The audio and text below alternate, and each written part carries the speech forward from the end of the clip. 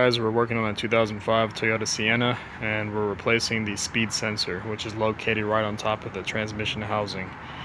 To access it, what I did was I removed this little air duct that's bolted on with two 10mm right over here, one here and another one over there. Remove that. Remove the top of the air cleaner, which goes right there. There's a bolt that goes right here, 10mm in the back. Remove the mass airflow sensor wire. Took off a couple of these vacuum lines that are attached to here and here.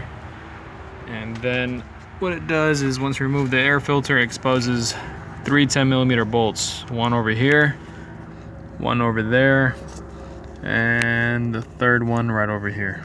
Remove that, and then we can easily tilt it up backwards and pull this out. And what it does is we can access the top of the transmission. What we're looking at over here now is we locate the speed sensor, and we can disconnect. There's a little blue tab. Might have a different color.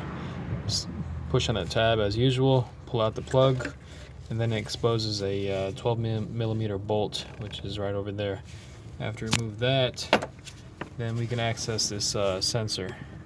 You can wiggle it back and forth a little bit to loosen it up from all the years of being there with that seal.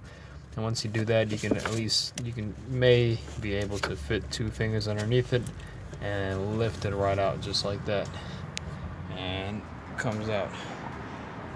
And the reverse would to put everything back in, just follow the same steps backwards, and you should be good to go.